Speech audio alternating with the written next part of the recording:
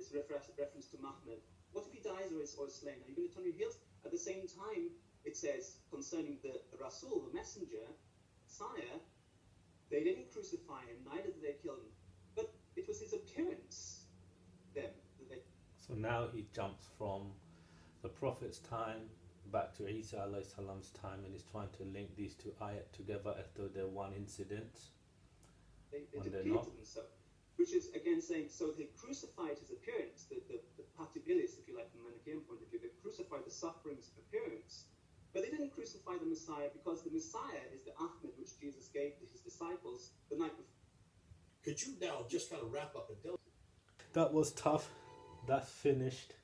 But this part that I'm doing now, I'm actually doing it up a couple of days with the other two uploads that I've done. I should have done it in one day and one time, because when you do that, you actually you're in that flow and everything. So now this one seems a little bit broken. When you watch the other two, you'll find from me there's a flow of understanding. But this is what a Muslim conclusion is going to be here, because this guy is clearly from Israel.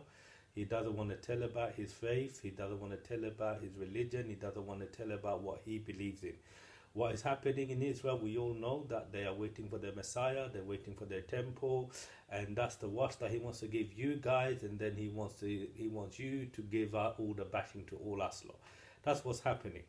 So when he talks about what do you call it? The bridegroom. What is this symbolizing? Bridegroom is symbolizing, right, the coming of Messiah and the celebration of that. Simple as that. That's what this is linking to. So that's what we think anyway.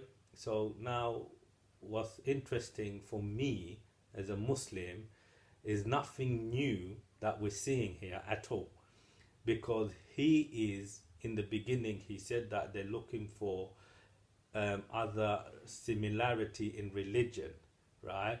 But the dilemma that he faces is he sees that similarity in Islam, but he doesn't want to say it. We understand that. We have seen that from the time of the Prophet. I want to give one example, right?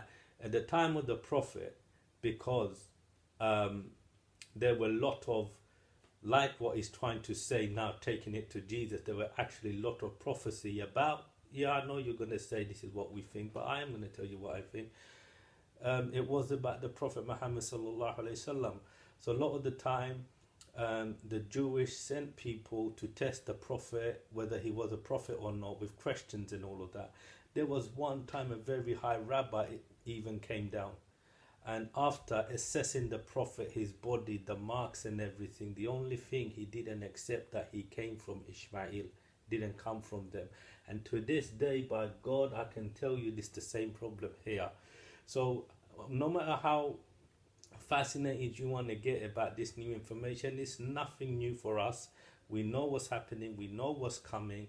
The only thing I can say in the confusion side of things for the Muslim, things are going to get more confusing by the look of it, not for all, but for many, yes. And that's the way we're heading, and that's all I can say. So I'm going to wrap this video up here. I've got loads of other videos to do, actually. And,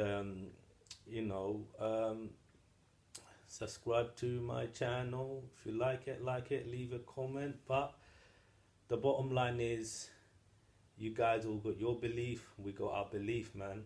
And then he's got his belief, and he doesn't tell you his belief to you lot, he's done that a few times, and you guys accept that as well. Cheerio.